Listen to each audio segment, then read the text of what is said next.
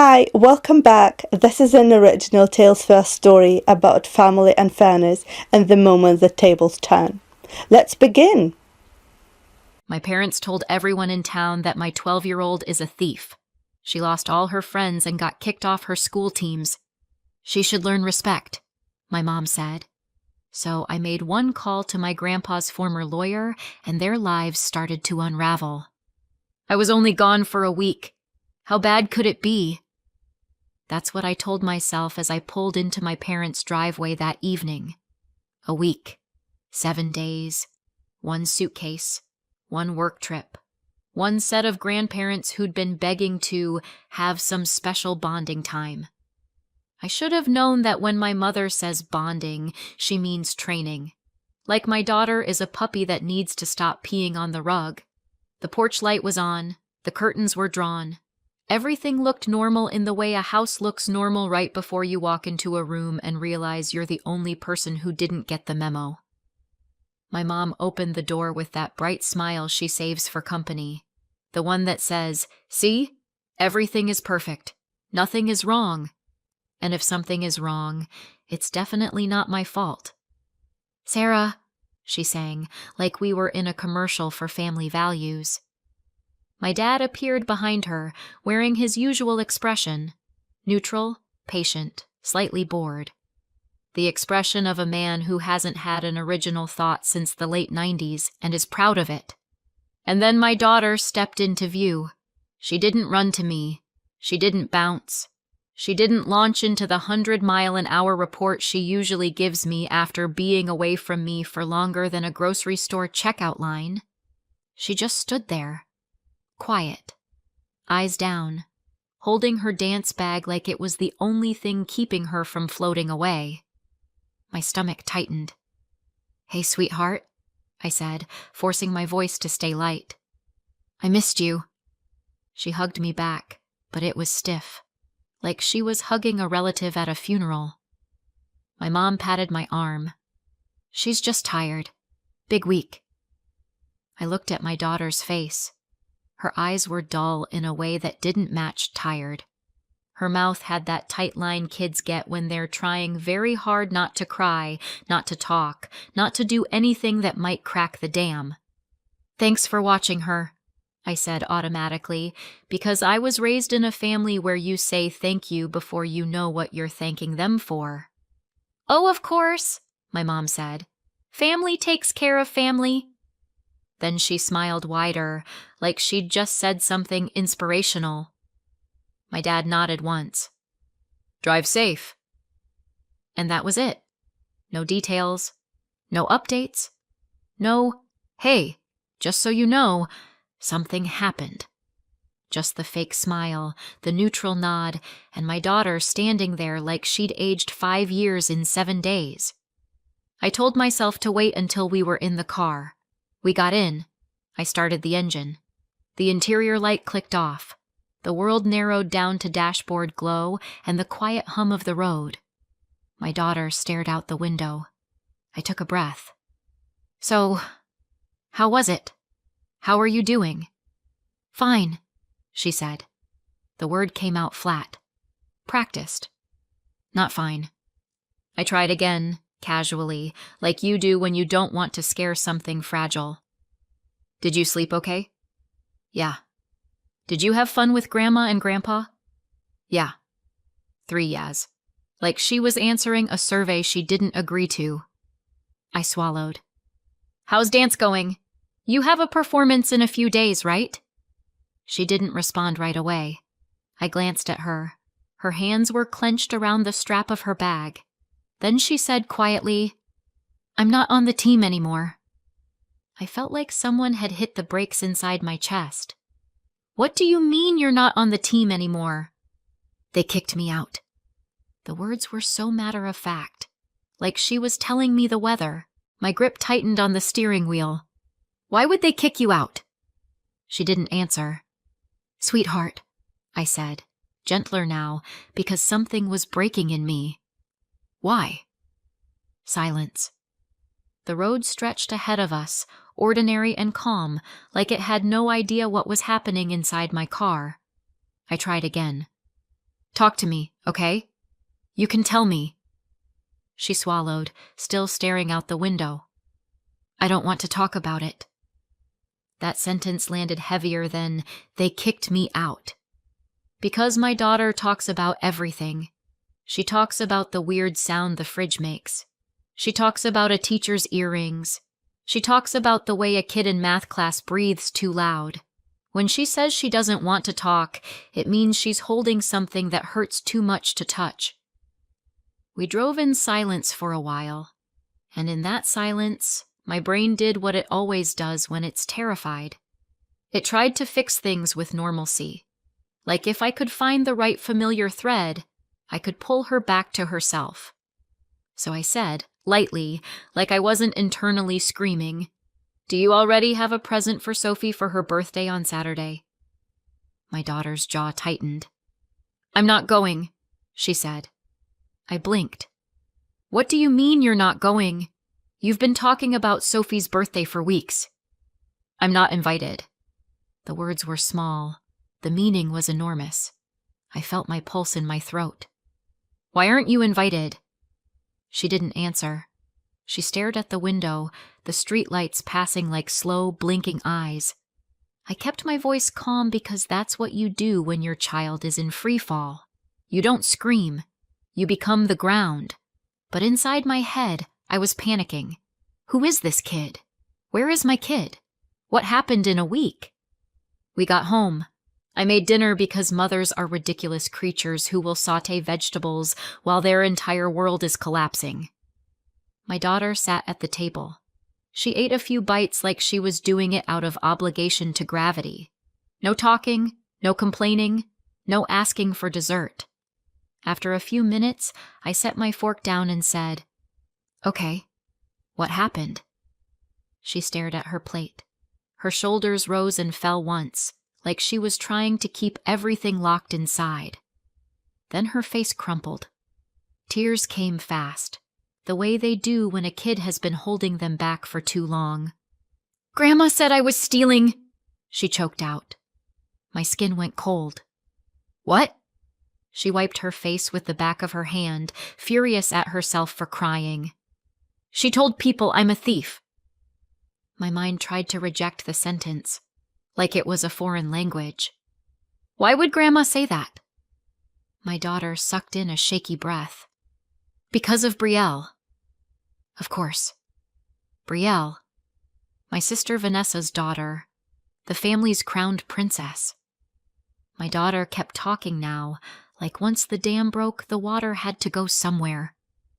"Brielle couldn't find her shoes," she said, voice trembling. "Her dance shoes. The ones she needed. And she was supposed to go on stage and she couldn't. And she started freaking out, and then she said I took them." My daughter's hands clenched into fists on the table. "I didn't. I swear I didn't touch them. I didn't even go near her stuff." I leaned forward. Okay. And then what?" She swallowed hard. "We got home. And later, Grandma and Grandpa came into my room." I pictured it instantly. My parents standing over my child in a bedroom that wasn't hers, in a house where adults were always right and kids were always guilty by default. "They said I stole them," my daughter whispered. "They said I did it to sabotage her performance, because I wanted to outshine her." Her voice cracked on outshine. "I didn't," she said again. "I didn't do anything." My heart was pounding. "What did you say?" "I said I didn't do it. I said I didn't know where they were. I thought I was just going to be grounded." She gave a small, broken laugh that wasn't humor. "They said I was grounded. And then they went to school." My mouth went dry. "They went to your school?" She nodded, tears sliding down her cheeks. "They told people. They told the coach. They told moms." I could barely breathe. "What did they tell them?" "That I stole Brielle's shoes," she said. "That I'm a thief." I stared at my own kitchen wall as if it might explain how my parents became people who could do this to a child. "And the shoes?" I asked, voice tight. Did they ever find them? My daughter wiped her face, shaking her head. They said they found the shoes later, back at their house, in the hallway by the front door. They even showed them to me, but I didn't see them find them. They just held them up and said that meant I must have put them there. She looked up at me, eyes wide. Mom, I never took Brielle's shoes. I never touched them. I don't know how they ended up back at the house, but it wasn't me. I believed her. I didn't have to think about it. I believed her the way you believe gravity exists. And then, she swallowed and stared at the table edge. They kicked me off the team. Her fingers worried at the seam of her sleeve, pulling and releasing the thread like she didn't know what else to do with her hands. And everyone started acting like... She searched for the word, then lowered her eyes. Like I'm not safe. A few seconds passed, then quieter. Sophie won't talk to me anymore. I stopped what I was doing without meaning to. The dish towel hung half-folded in my hands. Sophie wasn't just a name. Sophie was the birthday on Saturday. Sophie was the girl who had been in our kitchen 100 times, leaving hair ties on the counter and laughing like she belonged here. Sophie? I said. My daughter nodded once. She kept looking down. She said, if I'd do it to Brielle, I'd do it to anyone. She said it like she was repeating a line she'd been forced to memorize. No tears, just the words, placed carefully on the table between us. I set the dish towel down. Not fast, not dramatic, just flat. Okay, I said, steady. Thank you for telling me. Then I picked up my phone, and I called my parents. My mom answered on the second ring, cheerful. Hi, Sarah. I didn't bother with greetings. What did you do? There was a pause. Then my mom sighed like I was being dramatic. What are you talking about? You told people my daughter stole. My mom's voice sharpened. She stole Brielle's shoes. My hands were shaking. How do you know? She couldn't find them, my mom said, as if that was proof. And then we found them at home in the corridor. I blinked. In the corridor? Yes, my mom said. Right there. That doesn't prove anything, I said, trying to keep my voice steady. Maybe Brielle left them there. Maybe she forgot them. My mom made a small scoffing noise. Brielle wouldn't do that. So you don't actually know, I said, my voice rising despite myself. You don't actually know my daughter stole anything. My dad's voice came on the line now, low and irritated. We know. No, I said. You assumed. And you destroyed her life over an assumption. My mom's tone shifted, not defensive, not guilty, righteous. Sarah, she said, like she was explaining something simple to a slow child. Even if she didn't steal, she still needs to learn respect. I went still. What did you say? She needs to learn respect, my mom said again, calm as ever. Across the table, my daughter had stopped eating. Her hands were tucked under her thighs like she didn't trust them. You called her school, I said. We told them what happened, my mom replied. They needed to know. You didn't know, I said. You assumed. My dad's voice cut in, flat. We handled it. I swallowed. Did you even ask her what happened before you started telling people? A brief pause. Then my mom said, sharper, this isn't a courtroom, Sarah. No, I said. It's her life. My mom didn't soften. Even if she didn't take them, she still needed consequences. I ended the call. The kitchen went quiet. My daughter looked up at me like she was waiting to see what kind of world this was going to be. I set the phone down and nodded once. They'd turned 1 week into a weapon, and I was done letting them use it. They didn't know it yet, but soon I would be making a call, and this call would change everything. The respect obsession didn't start with a missing pair of shoes. It didn't start with my daughter. It started with me. I didn't understand that for a long time. Or maybe I did, but I didn't want to. When you grow up in a family like mine, you learn how to make yourself small in ways you don't even notice. My sister Vanessa was always the favorite. I couldn't have told you why if you'd asked me at 8 years old. I just knew it the way you know which side of bread has the butter. There's a moment I still remember, like it stuck under my skin. We were at the dinner table. I was maybe 11. My dad asked something simple like how school was going. I answered. Not loudly, not rudely, just answered. My dad cut me off mid-sentence. Don't interrupt. I froze, confused. I had been asked a question. I was answering it. A few minutes later, Vanessa interrupted my mom to tell a story. My mom laughed. She's so confident. I remember sitting there with my hands in my lap, staring at my plate, realizing the rules changed depending on which daughter was speaking. That pattern followed us into adulthood. Vanessa got celebrated, I got managed. Vanessa got excused, I got corrected. And when I got divorced, I needed help.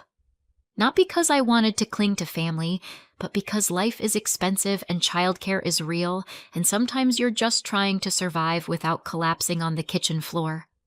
My parents offered support. They offered it loudly, publicly, like they were saints.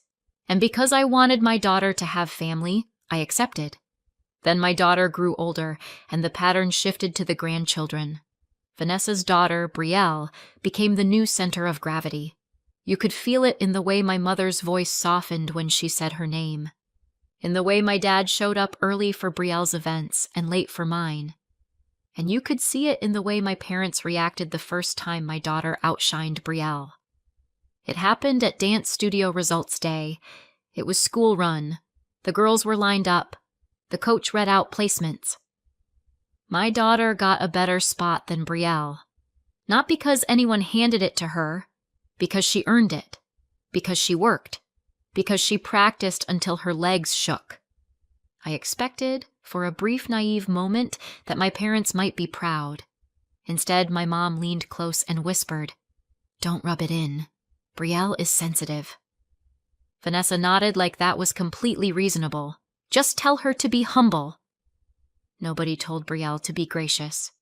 Only my daughter to shrink. And then there was my grandfather, my mom's dad, the only adult in my family who made me feel like we were allowed to exist as ourselves. When my daughter practiced in the living room, he'd sit and watch the whole routine like it mattered. He'd ask her questions about what she was learning. He'd praise effort, not attention. He treated her like a person. He died 3 years ago, when my daughter was 9. After the funeral, I asked my parents if I needed to sign anything. My mom waved her hand like paperwork was an annoying mosquito. "No, we're handling it. Don't worry about paperwork." My dad added, "It's taken care of." And because I was grieving and exhausted and trained not to challenge them, I accepted it. I didn't know then what I know now. I didn't know that when my parents say handled, it means controlled. I didn't know that the week I left my daughter in their care would be the week they decided to teach her respect. I didn't sleep that night. Not really. I lay in bed listening to my daughter's breathing down the hall, thinking about how quickly a child's world can be destroyed by adults with nice smiles and community connections. The next morning, I did what mothers do when panic turns into purpose. I moved. I called the coach. I called the school. I called Sophie's mom. Each call felt like hitting a wall covered in polite words. "Oh, we're so sorry. We understand you're upset. We have to consider the safety of other children. Your parents seemed very sure." It was amazing, actually. How very sure is apparently a substitute for proof. My daughter sat on the couch, hoodie pulled up, staring at nothing. She flinched every time my phone rang. That's when I realized explaining it calmly wasn't going to fix this. I needed someone who spoke authority, someone official, someone who didn't care how charming my mom could be in public. So I called my grandpa's former lawyer. When he was alive, he used to praise her, said she could fix any problem, so I made an appointment. She was a woman in her 50s with sharp eyes and a calm voice. The kind of calm that doesn't come from peace. It comes from experience.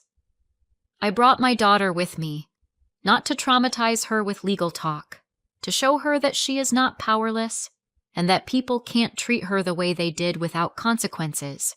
Adults don't get to destroy her and call it discipline. My daughter sat beside me, hands folded in her lap, trying to look brave. She had that tight, careful posture kids get when they're afraid of taking up space. The lawyer listened to my story without interrupting. When I finished, she nodded once. Accusing a child of theft without proof and spreading it through school channels is serious. I exhaled.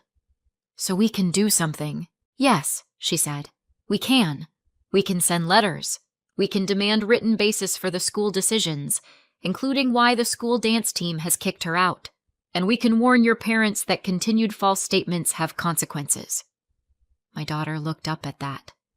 Consequences? The lawyer turned to me. Do your parents handle anything official for your daughter? I frowned. No. The lawyer's eyes narrowed slightly, like she'd just heard something that didn't fit.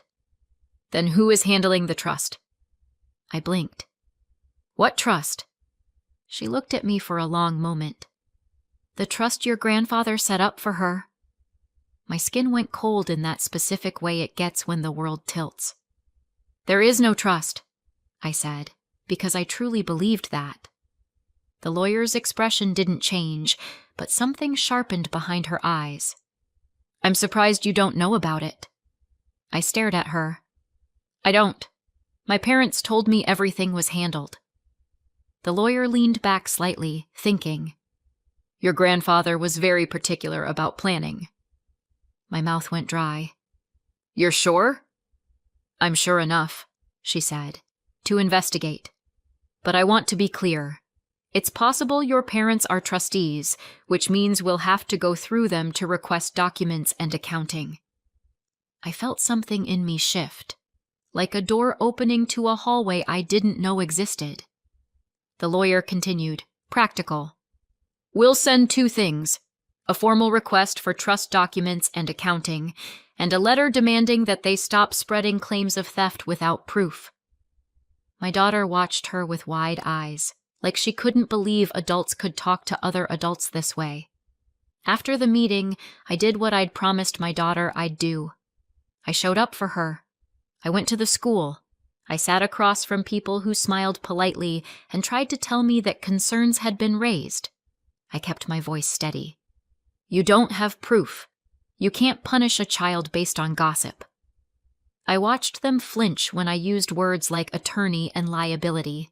And when my daughter came home from one short attempt at school looking like she'd been scraped raw, I took her for ice cream. Not because ice cream fixes defamation, because sometimes you need to remind a child that there is still sweetness in the world. In the car, she said quietly, Do you think people will ever believe me? I glanced at her in the rearview mirror. They will, I said, because we're going to make them. 2 days later, my lawyer mailed the letters, and then my parents called. My mom's voice was sharp before she even said hello. This is how you treat family? You send a lawyer? I kept my voice calm because that calm is a weapon. Answer the letter. My dad came on. If you wanted documents, you could have asked. They aren't for you, my mom snapped. You didn't inherit anything. Those documents are for us. You told everyone my child was a thief, I said. You didn't give me the courtesy of a private conversation. You don't get to demand one now. My mom's tone went syrupy, the way it does when she's trying to make me feel unreasonable. We're busy. We have lives. We don't have time for your drama. My daughter is 12, I said, and my voice finally cracked. And you destroyed her life in a week. She should learn respect, my mom said, Again, like it was a prayer. I swallowed. Answer my lawyer. My mom hissed. If you do this, you're not family. I paused. Then I said, quietly, you stopped being family when you decided my daughter deserved to be called a thief. I hung up, and I meant it. They didn't respond right away. Of course they didn't. People like my parents don't like paper trails. Paper trails don't care how charming you are at church. Instead, the town did what towns do. It talked, and then it posted. My daughter came into the kitchen one morning holding her phone like it was burning her hand. Her eyes were red, but her face was frozen, the way it gets right before tears. Mom, she said, voice small. Look. She handed me the phone. There was a post. Someone I vaguely recognized. Someone who had probably smiled at me in the grocery store last month. The post was long, dramatic, full of moral outrage. It was about my daughter being a thief, about me being a mother who refuses to discipline, about how I was using lawyers to threaten honest people. Comments stacked underneath like bricks. She stole, and now her mom is suing everyone. Kids like that need consequences. Sarah always spoiled her. If she stole, punish her. Imagine defending theft. She's teaching her daughter to commit crimes and play victim. My hands went cold. My daughter whispered, they think it's true. I swallowed. I know. She swiped again and showed me another screen. A group chat. Kids from school. Her name in the chat like it was a joke. Thief, liar, freak. Someone had written, don't let her near your stuff. Someone else. Her mom is crazy. She's suing. My daughter's breathing hitched. I didn't do anything, she said, like she was trying to convince the air. I know, I said. And then I did the only thing I could do in that moment. I pulled her into my arms, held her tight, and let her cry into my shirt while I stared at the phone and felt something in me harden. They were trying to break her again, this time with a crowd. My daughter didn't go to school that day, or the next. She kept saying, my life is ruined. Like 12 is old enough to feel the finality of social death, but too young to know it isn't permanent. I took screenshots. I documented every post, every comment, every call. I sent everything to the lawyer. The lawyer replied simply, we will add this. Do not respond publicly. We will proceed. A private message from Brielle popped up. Can we talk? Are you in school? My daughter stared at it like it might change if she waited long enough. Her thumb hovered over the screen without touching anything. She didn't type. She didn't even blink for a second. The typing dots appeared, disappeared, then appeared again. Another message followed. Can we meet anyway? Alone. My daughter's shoulders lifted like she'd braced for a hit. She let out a slow breath through her nose, the kind kids do when they're trying not to cry in front of an adult. She finally looked at me, eyes glassy and flat at the same time. What do I do? She asked, barely audible. We don't do anything alone, I said. If she wants to talk, it's where I can see you. She nodded once, stiff. I called the school and told them we were coming by to pick up assignments since she'd been home. At the front office, my daughter kept her hood up and her hands hidden in her sleeves. The receptionist's smile didn't quite reach her eyes. And then Brielle appeared near the hallway like she'd been waiting for us to walk in. She saw my daughter and stopped.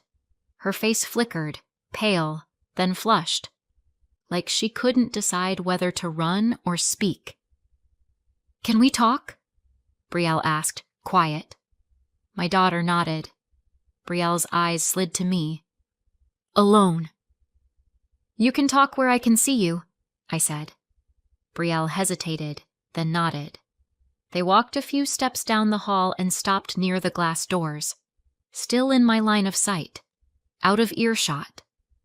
As they started walking, my daughter slipped her phone into her pocket. At the time, I thought it was just a nervous habit. They talked for a minute, maybe 2. Brielle kept twisting her bag strap. My daughter barely moved, like she didn't trust herself to do anything that could be misread. Then my daughter turned and walked back toward me. Her eyes were wide and glossy. Her face looked like it had lost all its color. "She confessed," she said quietly. I kept my voice even. "Confessed what?" My daughter swallowed hard. "I recorded it." "You did?" She nodded quickly. "Before I walked over, I pressed record, because nobody believes me." We went home. At the kitchen table, she set the phone down between us. Her finger trembled when she hit play. Brielle's voice came through tight and fast. She said she couldn't find her shoes. She said she panicked. She said she blamed my daughter. Then her voice dropped. "And then I found them later," Brielle said. "They were with my stuff. At home. I think I forgot." A pause. Breathing. Brielle trying not to cry. "I wanted to tell people," she said. "But Grandma told me not to." My daughter's head snapped up like her body reacted before her mind could. Brielle kept going, voice smaller now. "She said it was already done. She said it would teach you respect, and that I shouldn't tell anyone. But now everyone hates you. I don't mean for any of this." The recording ended. My daughter stared at the phone like it was proof and betrayal at the same time. She whispered, "So they knew." I reached across the table and covered her hand. Her fingers were cold. "Yes," I said. She didn't go to school the next day either. I didn't force her. I couldn't. A few days later, the lawyer called. "Sarah," she said, voice serious. "We received documents." "My parents finally responded?" "After delay," she said. "Yes." She didn't start with feelings. She started with facts. "There is a trust," she said. "Funded at about $403,000 when your grandfather died." She continued, calm and precise. "Annual distributions for education and at activities. A larger amount at 16. The remainder at 18. I swallowed. My daughter never got anything. "No," she said. "She didn't." Then, "Your parents, as trustees, took money out as advances or loans. Around $108,000 over the last few years." A beat. "None of it was repaid." "Why would they do this?" I asked, but it came out thin. On the other end, the lawyer didn't answer right away. Papers shifted. A pen tapped once, then stopped. "There's one more thing," she said. "In the trust, there's a clause." "A clause?" "A misconduct provision," she said. "A character clause." I stayed quiet. Behind me, my daughter's spoon clicked softly against her bowl, slow and absent. "It allows the trustees to withhold or reduce distributions if the beneficiary is convicted of theft or another serious offense," the lawyer said. "Or if there's a formal finding of dishonest conduct. Or if the trustees decide a distribution would be unsafe or inappropriate." The words lined up with everything my mother had said about respect, and suddenly they didn't sound like discipline. They sounded like a plan. "So they tried to brand her a thief," I said. The lawyer's voice stayed careful. "This smear campaign alone probably wouldn't trigger it. Not without something official." "But it could be the start," I said. "Yes," she replied. "A pattern. Something that makes a later accusation easier to push into an official record." I lowered myself into a chair. My daughter looked up from the table, not asking what was said, just watching my face like she could read the answer there. "If it ever did get official," I asked, "what happens to the money?" "It doesn't disappear," the lawyer said. "It follows the trust. Alternate beneficiaries." My mouth went dry. "Who?" "Potentially your parents," she said. or another named branch of the family. I turned and looked at my daughter, shoulders hunched, hands wrapped around her spoon like it was the only steady thing left. 12 years old and already learning how quickly adults can decide who you are. "Send me everything," I said into the phone. "I will," the lawyer replied. "And don't engage with them directly. Keep every message, every post, every call." I hung up and stood there for a second, phone still in my hand. My parents hadn't just punished a child. They'd been setting a trap, and they didn't know it yet, but they were the ones standing closest to it. By the time everything caught up, the story had already changed. The assistant principal didn't interrupt when I played the recording. He didn't nod. He didn't frown. He sat perfectly still, hands folded on the desk, eyes fixed somewhere just past my phone. When it ended, he didn't look at me right away. He reached for a legal pad, tore off the top sheet, and slid it into a folder without reading it. Then he said, "We'll need a copy of that." "Not can we. Not if you don't mind." That's how authority actually works. Quiet, sudden, and allergic to embarrassment.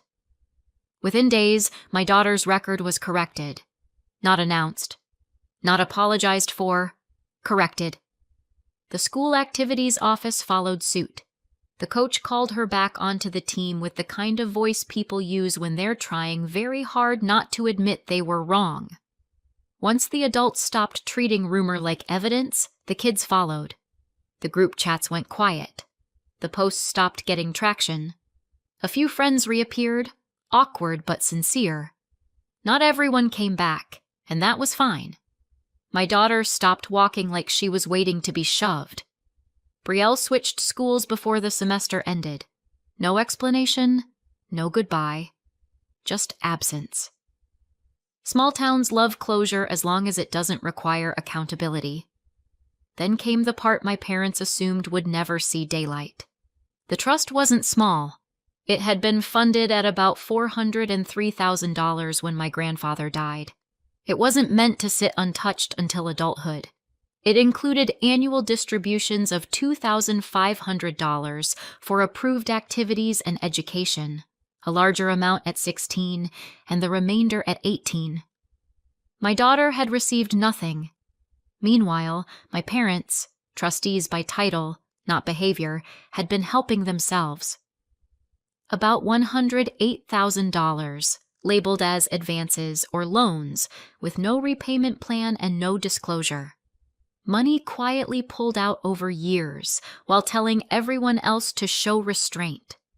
When the accounting traced the funds, it got uglier. Some went to my parents.